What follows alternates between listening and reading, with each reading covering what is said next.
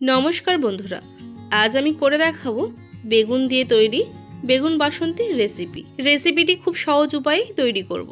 তার জন্য নিয়েছি 3টে মাঝারি সাইজের বেগুনগুলোকে আমি আগে থেকে ধুয়ে নিয়েছি। এখন বেগুনগুলোকে এভাবে মাঝখান দিয়ে কেটে নেব। দেখুন, ঠিক একইভাবে বাকিগুলোকেও কেটে নেব।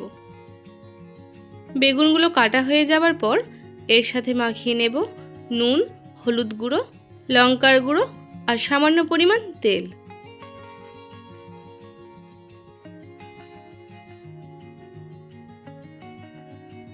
বেগুনগুলো মাখানো হয়ে যাওয়ার পর অন্যদিকে একটা মশলার পেস্ট বানিয়ে নেব। মিক্সিং জারের মধ্যে দিয়ে দিলাম 1.5 চামচ পরিমাণ কালো সর্ষে, 1 চামচ পরিমাণ সাদা সর্ষে আর 1/2 চামচ পরিমাণ পোস্ত। এছাড়াও দিয়ে দেব কুড়িয়ে রাখা নারকেল, 2টো কাঁচা লঙ্কা আর সামান্য পরিমাণ জল। এখন এটাকে একটা পেস্ট বানিয়ে নেব। এখন কড়াইতে দিয়ে দেব পরিমাণ মতো সরষের তেল। তেল গরম হয়ে যাওয়ার পর একে একে বেগুনগুলো এর মধ্যে ভেজে নেব। বেগুনগুলোর একটা সাইড ভাজা হয়ে যাওয়ার পর উল্টে অন্য সাইডগুলোকে ভেজে নেব।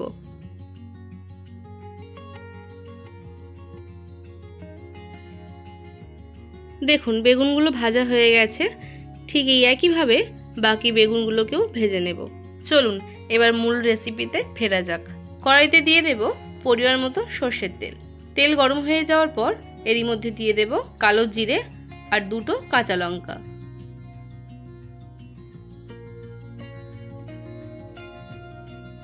এখন এরই মধ্যে দিয়ে দেব আগে থেকে পেস্ট করে রাখা সরষে।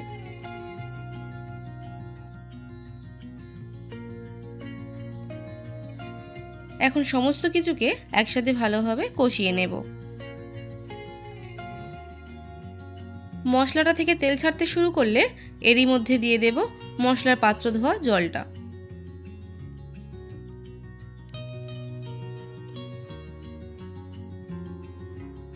জলটা হালকা শুকিয়ে এলে এরই মধ্যে দিয়ে দেব স্বাদ মতো নুন, 1/2 টিস্পুন পরিমাণ হলুদের গুঁড়ো আর কাশ্মীরি রেড চিলি পাউডার। এখন সমস্ত মশলাটা ভালোভাবে মিশিয়ে নেওয়ার পর এরই মধ্যে দিয়ে দেব পরিমাণ মতো নারকেল দুধ। এখানে নারকেলের দুধটা আমি ঘরে বানিয়েছি, আপনারা চাইলে বাজার থেকে কিনেও ব্যবহার করতে পারেন।